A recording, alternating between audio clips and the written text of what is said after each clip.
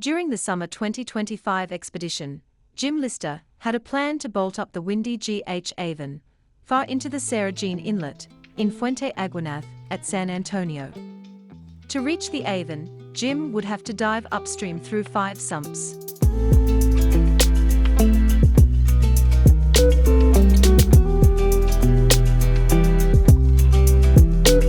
However, 2 kilometers into the cave, just before sump 3, a boulder choke prevents straightforward progress. Jim's elevation sketch shows the problem. It was possible to crawl under the boulders, but this was very tiring and time-consuming with dive gear. The alternative was to climb up the insecure boulders, across the chamber, then climb down to the start of sump 3, using a fixed ladder. So here we've got bolting gear, stage diving cylinders, a fixed extension ladder between sump 2B and sump 3B. That should bypass the choke, so she's going to dive through sump 2B. Our transporting kit is by having a dry bag, and I've attached a diving inflation hose onto the end of it.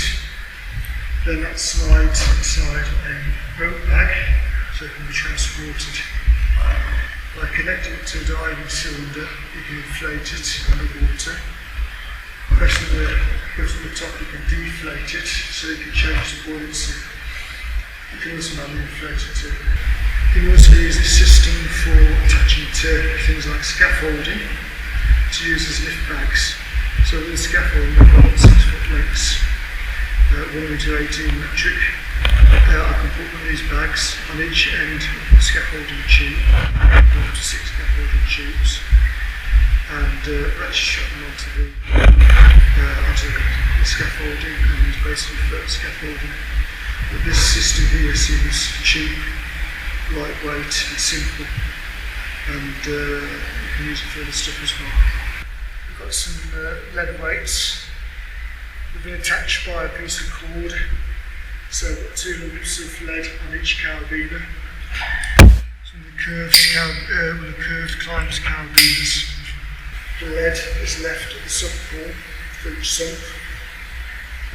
There's a lead for the diver to help them be mutually buoyant. So with this system, instead of having to stop and take your belt off and start threading all your lead onto your belt and then doing the same on the opposite side, people tend to forget the lead's there and take the lead out of the cave. Sump 2B is very unpleasant because it's polluted. It's an easy sump to dive. There's thick glutinous mud and sewage and everything else in it. You then get onto this gnarly bit which destroys your wetsuit. You have to be very careful standing on it because you can give way. Then you go into the passage, then it ends in the boulder choke, or doesn't end in the boulder choke because you've got through it. That's where the ladder is going to bypass the majority of the boulder choke. I'm just hoping it fits. It's a long way if it doesn't.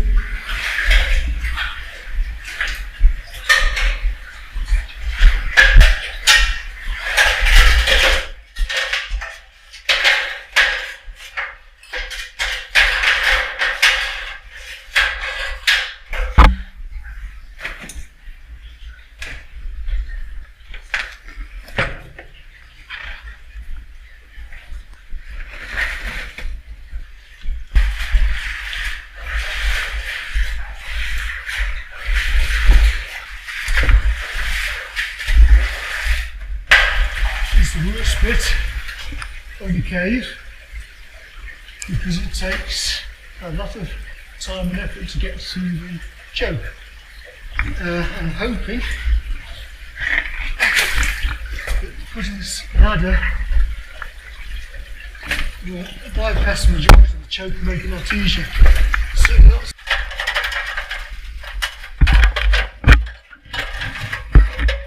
This is all boulders. Getting up there, ladder is going up.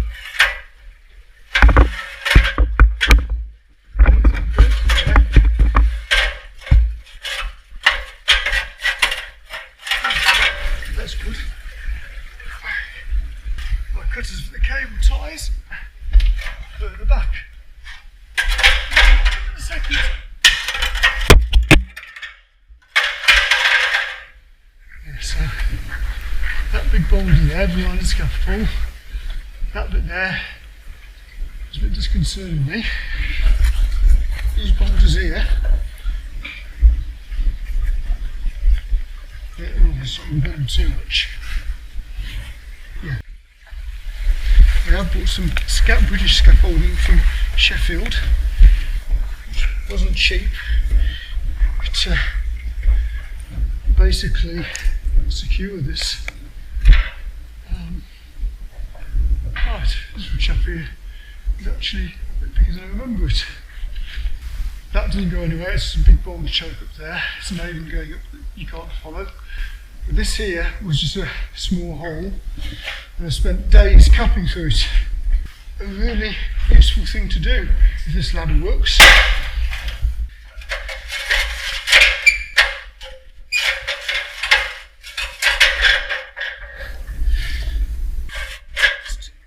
That's better. I'm going to say this is the easy way. It is easy compared to the other way.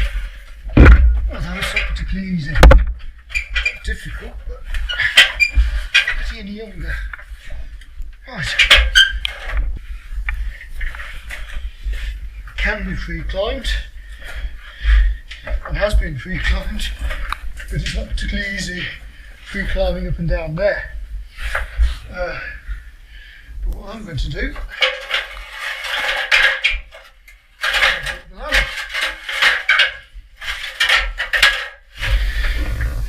is it going to be long enough? And this, what we've just done, is bypass the horrible flat out crawl on your back through sharp boulders with water in them and everything else. So it should knock off almost an hour of hard work. Still not going to be easy, but it'll be a lot easier than going through there.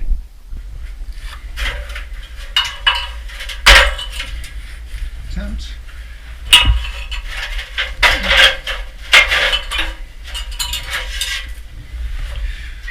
That's got stainless steel blades in. It's a line cutter. I carry two of those on cave diving on my arm.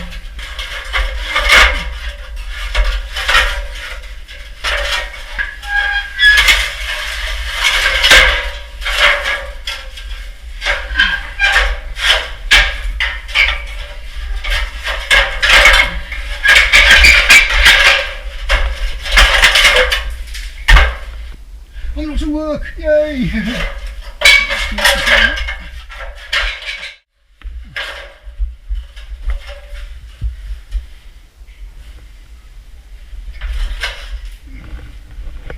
There, just there, that is sub 3. Jim eventually secured this route over a number of tiring solo trips, many involving the transport of scaffold poles, diving equipment, bolting drill and hardware, and an aluminium ladder. Sump 5, before GH Avon, was eventually safely reached. But this sump had its own issues. Jim wrote in the logbook,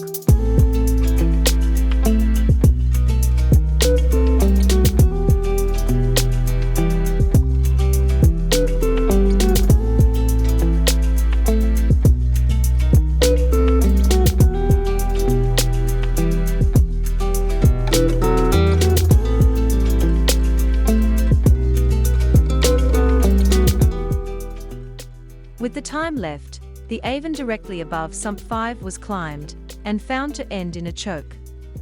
The GH Avon was bolted to a ledge 35 meters up, and is still going. According to Jim, this bolting project is looking rather good. Investigations in the side passages were made, resulting in some promising leads for Easter 2026. After 11 solo trips, and the frustrating and disappointing conclusions to the bolt climbs, Jim wrote, "The way forward is for a younger and fitter team, rather than a solo diver, to climb GH Avon. Alternatively, a surface team might dig down to what I think will be the elusive higher levels."